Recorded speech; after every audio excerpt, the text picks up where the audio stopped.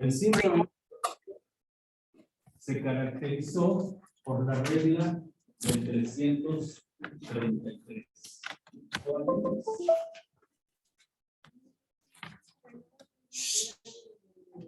Mírame. Fuerte.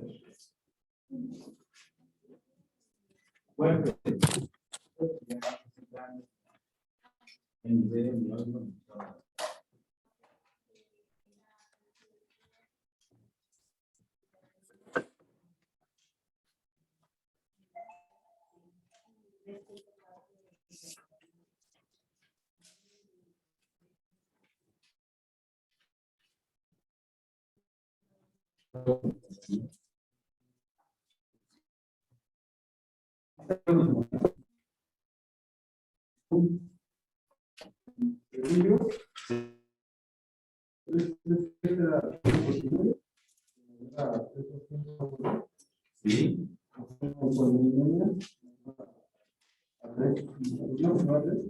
Oigan, ¿se escuchan? Sí. Sí. Vale. Eso se lo tienen que aprender de memoria. Sin embargo, no todos los pacientes con síndrome nefrótico hacen edema. La mayoría sí. Y ese edema no está relacionado a los niveles de albúmina que te da cierta presión alcohólica. ¿Sí lo entendemos? Si estás perdiendo proteína por la orina todos los días, ¿cuánto estás perdiendo en niños? Recolección de orina de 24 horas. Y el laboratorio te reporta 7,000 miligramos. En 24 horas, ¿no? 7 gramos.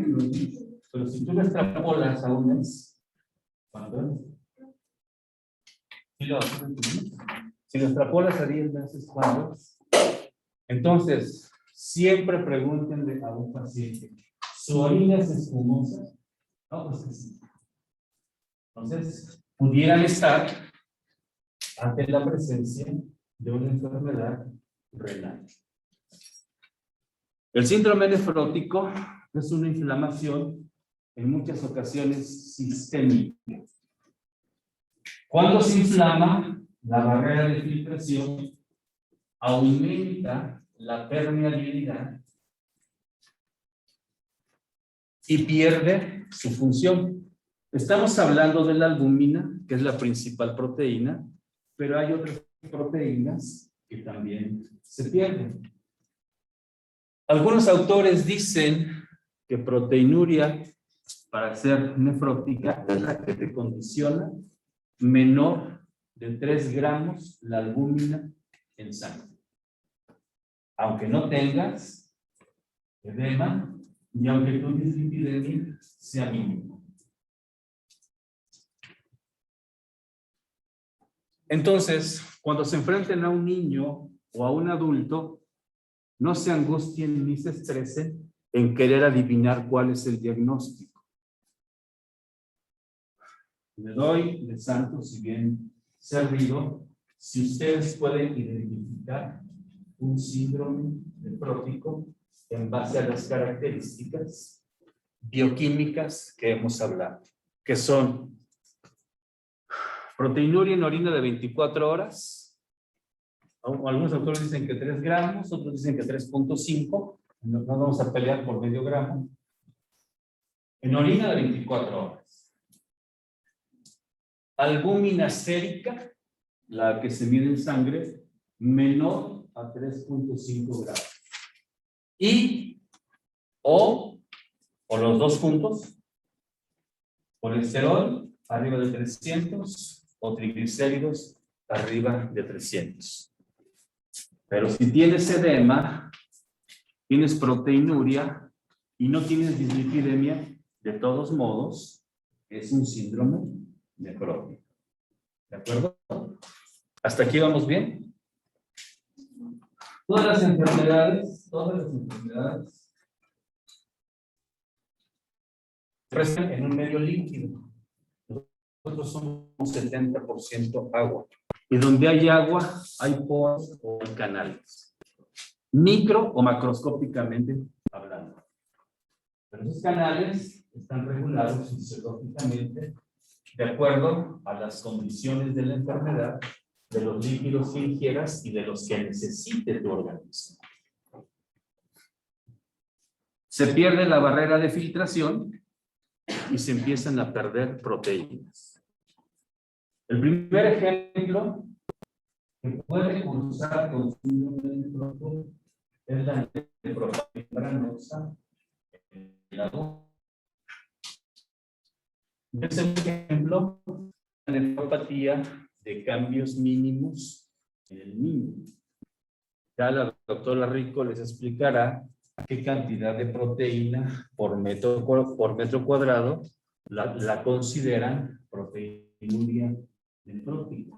No es lo mismo un síndrome nefrótico en un niño de 1 año, de 2, de 3, de 4, de 5, 6, 7, 8, 9, 10, 11, 12. Es diferente.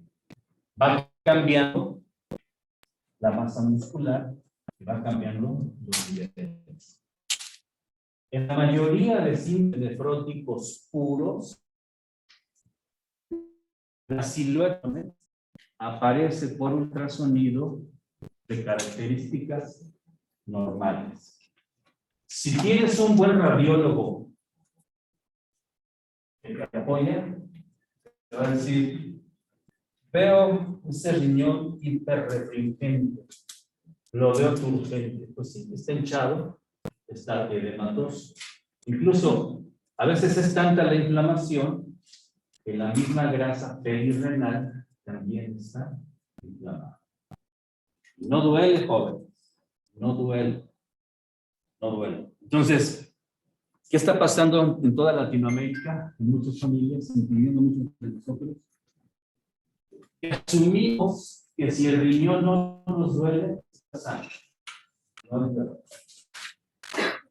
Entonces, ojalá y cambien ustedes y cuando puedan, cada año háganse un examen general de orina.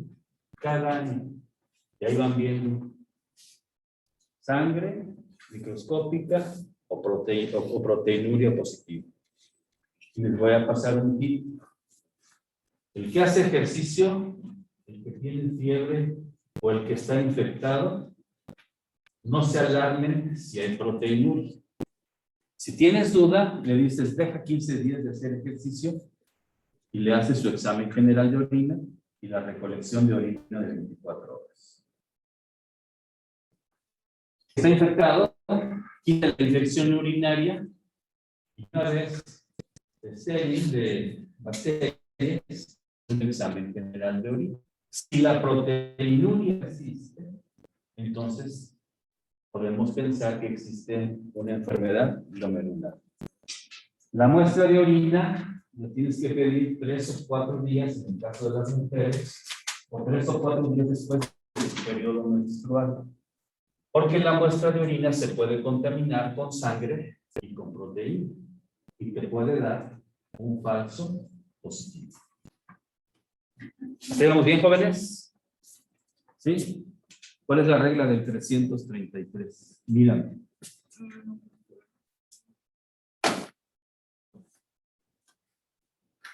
Si la acabamos de decir, tiene 10 minutos. Ya les dije, ese examen estuvo facilito, pero no se confíen. Entre más encuentre víctimas, que no. En verdad, les pregunto, ¿doy la clase muy difícil? Es muy difícil mi clase. Es muy difícil mi clase. Entonces, ¿por qué no aprendo? ¿Por qué no aprendo? ¿Qué me falta? ¿Ser más enojón? ¿Correrlos? ¿Qué me falta?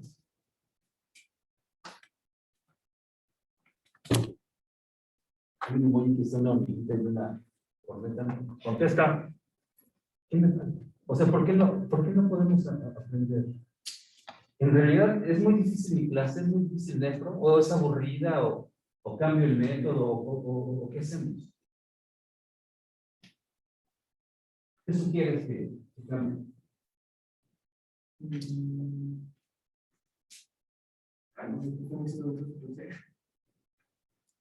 ¿Qué sugieres que cambie? Tú. ¿Por qué no aprenden? ¿Cómo les gusta la medicina? ¿O qué? De verdad, les doy la clase lo más sencillo posible para que lo entiendan. Es muy sencilla mi clase, ¿no? De verdad, o sea, más sencillo ya no puedo hacerla. O está muy complicado. ¿No? Pues seguimos así. Pero por cada que me contesten mal de cosas tan sencillas y tan básicas, se va a incrementar el nivel de dificultad de los alumnos. ¿Están de acuerdo? Es para que digan, que se pongan a estudiar. O que me digan, ¿sabes qué? No me gusta tu clase. Y ya, ni te molesto ni nada. Pero sí. Ando ya con los pacientes, la consulta, vemos corriendo. Y cosas tan sencillas. O sea, dijera, háblame del ritmo de corriente. Nos echamos una semana hablando de eso. Pero de una cosa tan básica como una regla del 333. No es muy sencillo. A ver, pues, ¿qué iba a dar en la preocupación en vernos?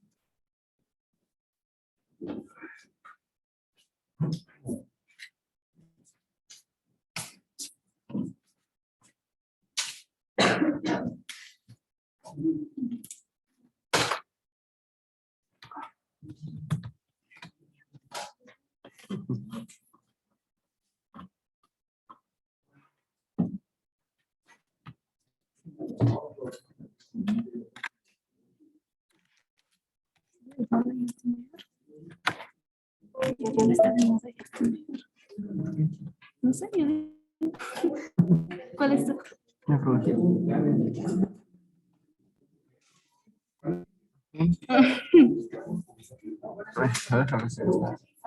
¿No está entrado?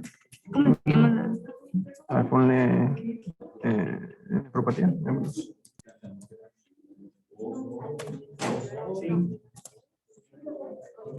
Ahí está. Jóvenes, de verdad, aprovechen.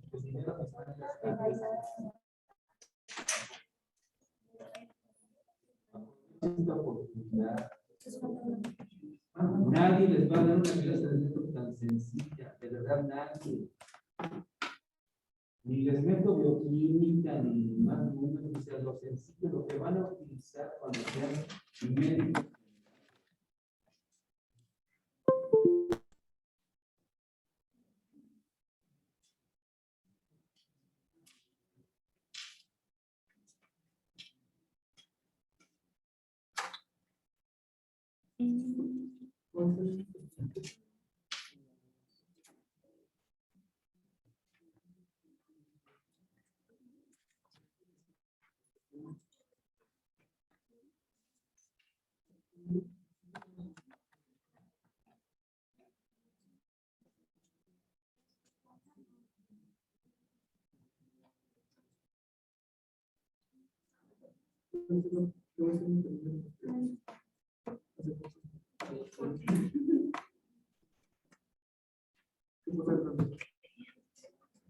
No, pues.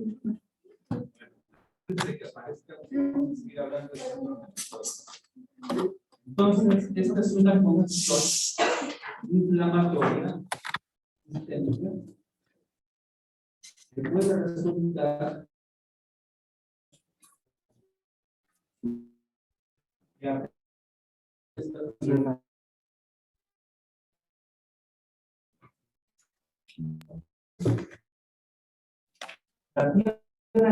el tratamiento de todos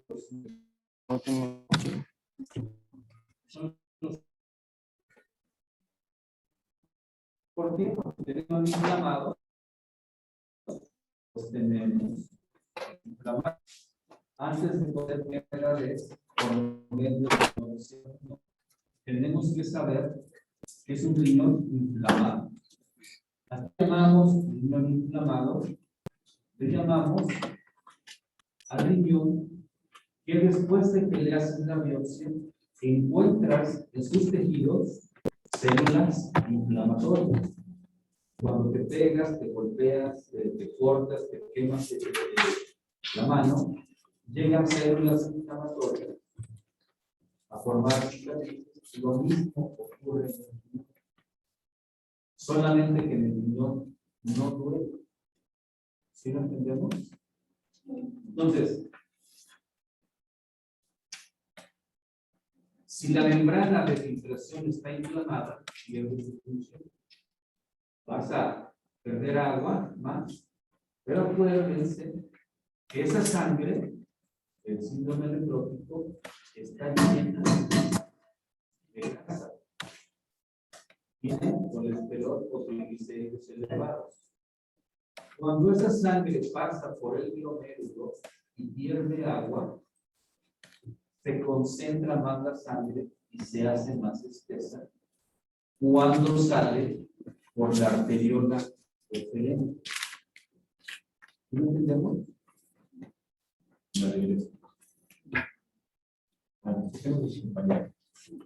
Pues buenos días, compañeros. Yo les voy a hablar de la nefropatía o glomerulonefritis membranosa. Respecto a la epidemiología, es la causa más frecuente de síndrome nefrótico en adultos. Normalmente se da en raza blanca y también está mediado por una respuesta inmune, que es el principal componente de lesión. Son de 5 a 10 por cada millón en cada año. Es muy raro en niños, pero en niños se da básicamente por la hepatitis B o por lupus. Y como les comenté, por estar mediada por el sistema inmune, es de causa incierta.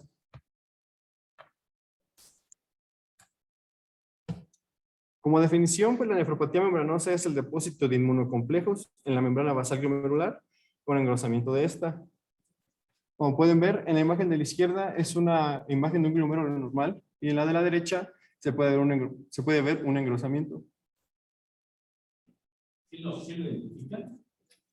Está muy bonito De lejos, desde allá, aquí vemos el polo vascular, las dos arterias.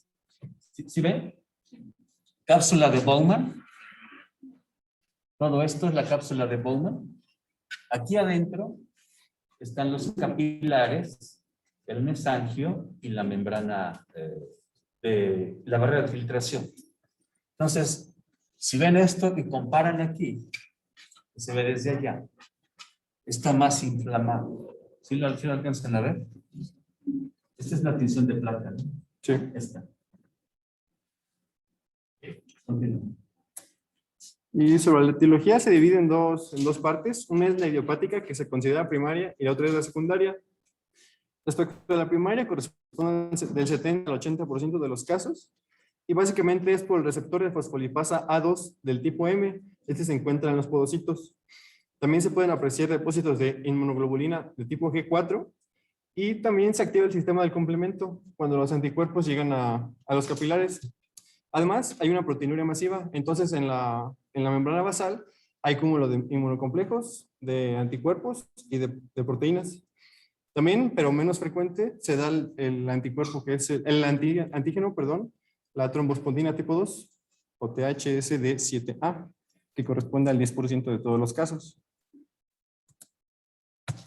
Y respecto a la secundaria, pues es de cualquier antígeno de cualquier otro tipo, ya sea por infecciones, tumores, incluso por fármacos.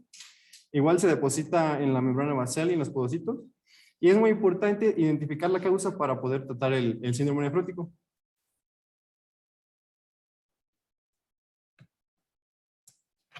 Y ese es más o menos un ejemplo de lo que puede pasar. Por infecciones puede ser por paludismo, sífilis, lepra, etc.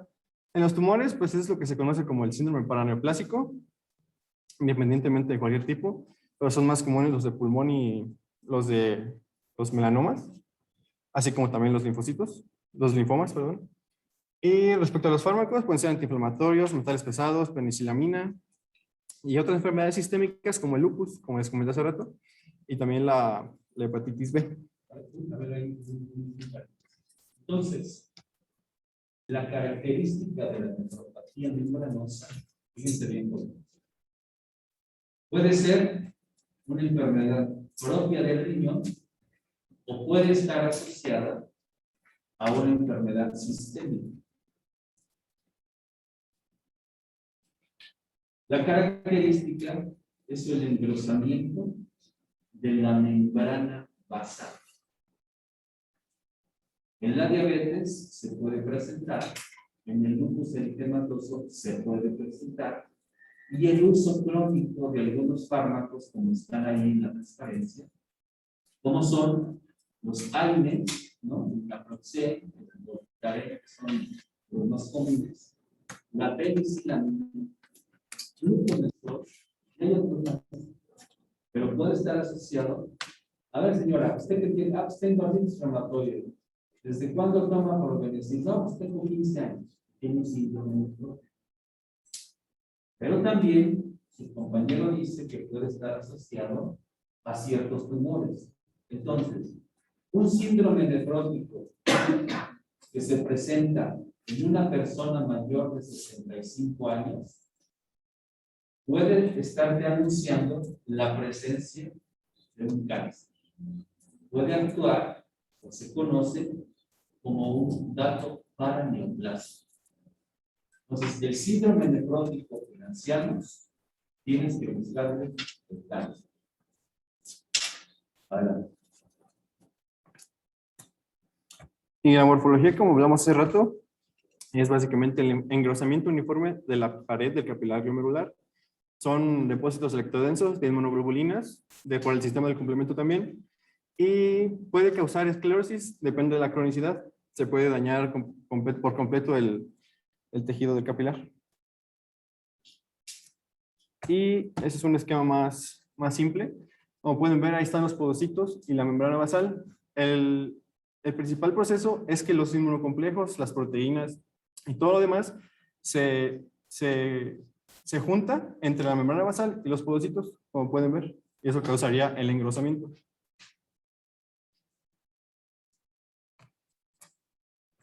Las manifestaciones clínicas, pues es el síndrome nefrótico principalmente.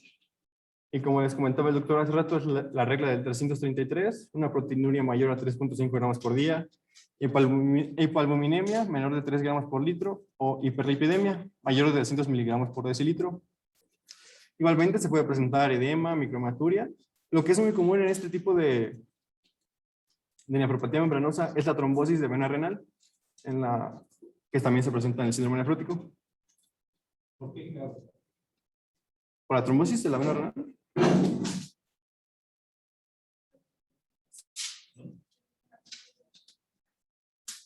Una de las causas. También pierde proteínas que son anticoagulantes. Entonces, como les decía, se filtra la sangre por el glomérulo. Es una sangre llena de grasa. Se deshidrata esa sangre, digámoslo así, cae el agua a la cápsula de Bowman, la sangre sigue avanzando, pero es más espesa. Entonces, cuando sale por la arteriola eferente, es una sangre, si no es tan fina como el agua, es tan espesa como el aceite. Entonces puede hacer ese capilar peritubular, que luego se convierte en vena renal, puede ser una. Está indicado dar anticoagulante.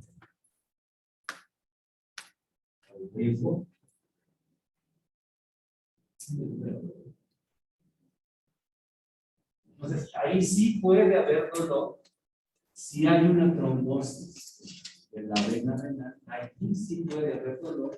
¿Por qué? Porque está comprometida la circulación. Continuación. Y en laboratorio lo que se puede apreciar en orina puede ser hematuria macroscópica en el 50% de los casos, así como proteinuria, obviamente. En la biometría hemática puede presenciarse urea y creatinina muy elevadas, que igual indicarían insuficiencia renal. Y eso pasaría en el 10% de los casos. Sobre la inmunología, pues en la sangre se pueden apreciar complejos circulantes en 25%, ya sea inmunoglobulinas G, la trombospondina 7, el antígeno PLA2R de los podocitos, y esto nos ayudaría a descartar el tipo de ya sea primaria o secundaria. Y en la biopsia renal, igual obviamente es el engrosamiento de la membrana basal glomerular, como espículas, que se conocen como espigas, más adelante las vamos a ver. Y en la prueba de inmunofluorescencia sería la que está del lado derecho. Esa imagen que se ve en verde dentro del argot nefrológico con los nefropatólogos, tú mandas la biopsia y pones el diagnóstico presuntivo. Entonces es un hombre de 45 años con el 333 positivo, probable, nefropatía nefrológica. Entonces, el nefropatólogo va a hacer la tinción y te tiene que decir la teñí para que y es positiva para eso. Entonces, por eso se ve así. Pero si tú ves en el libro y no te dice el patólogo qué tinciones son, tú no vas a hacer. Lo tienes que entonces, hace rato dijiste que una de las inmunoglobulinas positivas cuando aparece en propaganda venosa y tiene ese patrón luminiscente, como se ve ahí, fosforescente, en todos los lugares donde esté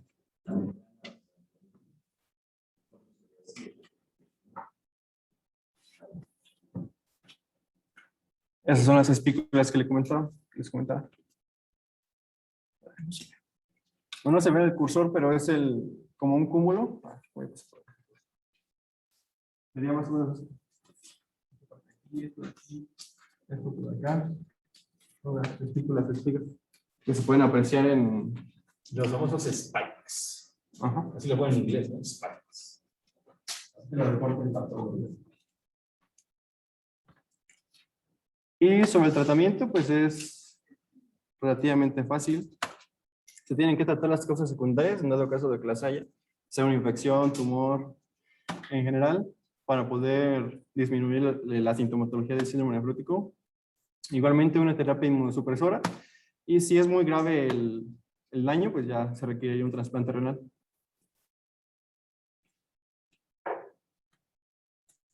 Y sobre el pronóstico, ya para terminar, el 25% de los casos tiene remisión espontánea y el otro 25% tiene una insuficiencia renal terminal. Y el 50% restante, normalmente no se le quita la enfermedad, pero si no tiene como una alza y una baja de la sintomatología, sea por un aumento en la excreción de proteínas y disminuye igual, es muy variado, ese 50% restante. Pues, muchas gracias por su atención. Entonces, bueno, el patrón histológico es engrosamiento de la membrana basal. Ese es el patrón histológico. Puede presentarse por una enfermedad propia del riñón o por una enfermedad sistémica. Estamos hablando de patrón histológico. Si tienes un paciente con lupus activo, le haces una biopsia que puede mostrar una nefropatía membranosa, pero asociada a lupus eritematoso generalizado, que es lo más común. Si tú controlas el lupus, esa nefropatía membranosa,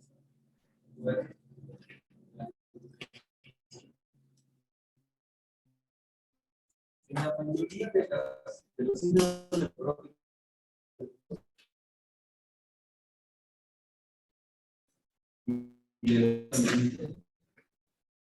la mayoría con esteroide y con un otro medicamento como tacrolimus, la sapientina, la ciclofenol. Ese es uno de italiano que lo puedes dar con ustedes. ¿Hasta dónde pueden llegar?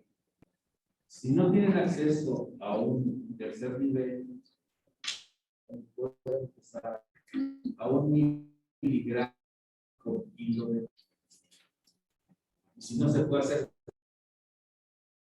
porque se lo quiera, entonces tienen que empezar a.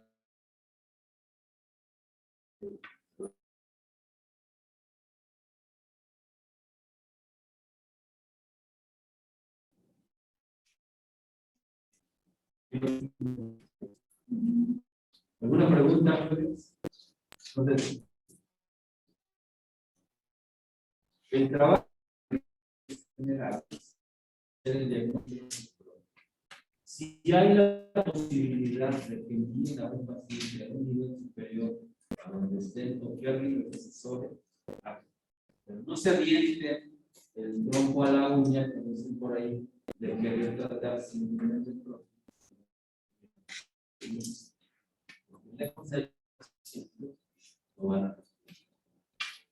Entonces, le das esteroides y le das hipolipemia.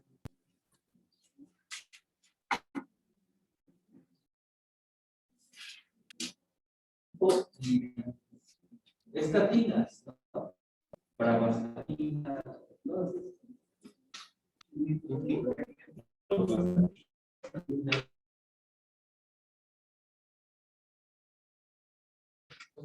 hipolipemiante.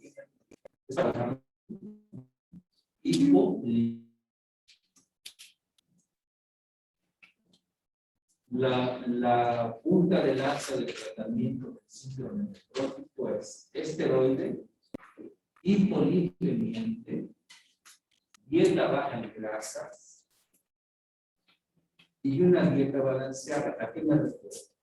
A que si estás perdiendo proteínas, tú le vas a decir al nutriólogo, tú mismo haces tus cuentas.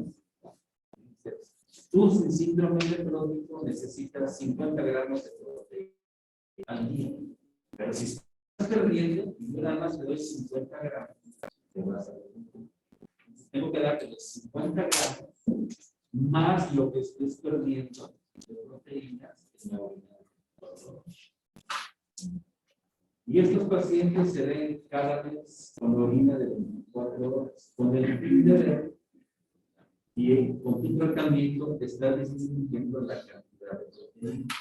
Entonces, regresando, esteroide, hipolipemiantes, dieta baja en grasa y sal, y qué otro nos faltaría que siempre les he dicho.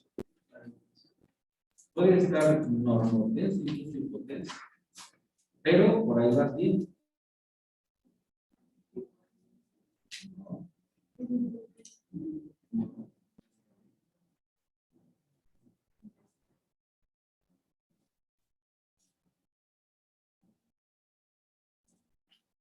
¿Qué otro les he dicho?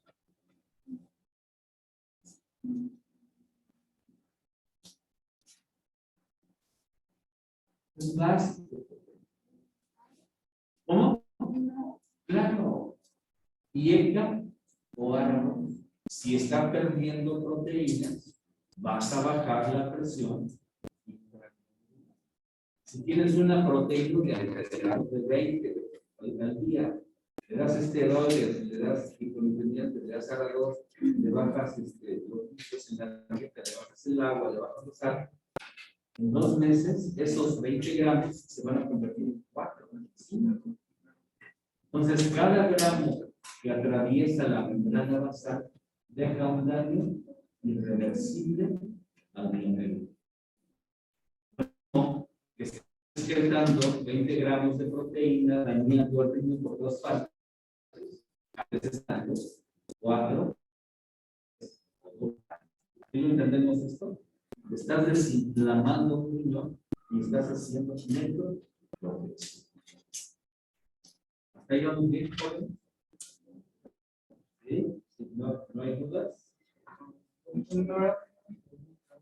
¿Por qué indica que ¿por qué hay que ayudar a los? Vamos a volver a las clases de nutrición. ¿Recuerdan que dije que aquí había una llave de agua y una manguera? ¿Qué le hacíamos? Hoyitos, ¿verdad? Esa agua, ahora ponle que no es un agua limpia, ponle que tiene grasa y que lleva piel. Si yo me subo aquí y abro la llave, ¿qué va a pasar con esa grasa y con esa piel? ¿Perdón? Se va a estancar. Se va a estancar. ¿Por qué? Van a salir pero más lento. van a salir. Entonces, si tú le das un IECA y un ARA2, es como quitar la presión. Bajas, y la salida de proteínas daña el endotelio. El endotelio dañado pierde su función de cicatriz. Entonces, tú le das el ARA2 o el IECA para bajar la presión intraglomerular y que las proteínas no estén dañando el debut de síndrome nefrótico con 20 gramos de proteínas al día. Tú le das esteroides desinflamatorios y bajas. Pues es un riñón que ya no está cicatrización y de la lesión que deja el inflamatorio. Esto no es en días. El riñón se inflama en semanas, pero se desinflama en meses. Las enfermedades glomerulares, siempre de los pacientes, son de calma. No es un metabolismo rápido como en la piel, te quemas, te pegas, te cortas y en 10-12 días ya estás listo, ¿no? El riñón se inflama en semanas y se desinflama en meses. ¿Perdón? Pues a ver si ya quedamos claros. Sí, aunque el paciente no tiene hipertensión, tú estás dando IECAs para disminuir la presión y que las proteínas no salgan. Hasta aquí vamos. Le das hipolipemiantes para que esa sangre no sea tan espesa, porque sabes que existe el riesgo de una trombosis, no solamente en la vena renal, sino a nivel sistémico.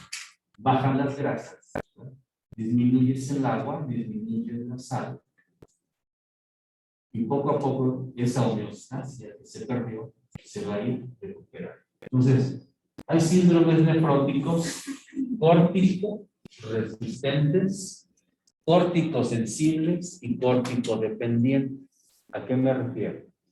En muchos síndromes nefróticos, tanto en niños como en adultos, último. Córtico-sensible es decir, que le das un curso de 6 meses y se cura.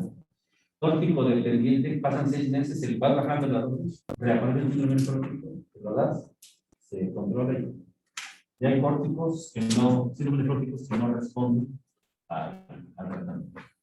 Son los más raros, pero existen. ¿De acuerdo? Bueno, no me voy. Corre. ¿Mañana a qué horas igual? Mañana, le aviso mejor. Mañana es viernes. Mejor le puedo avisar por mensaje. No tienen hora mañana. ¿Vale? No tienen hora mañana. Es que estoy viendo, es que el doctor, Santibañez me quedó como por confirmar.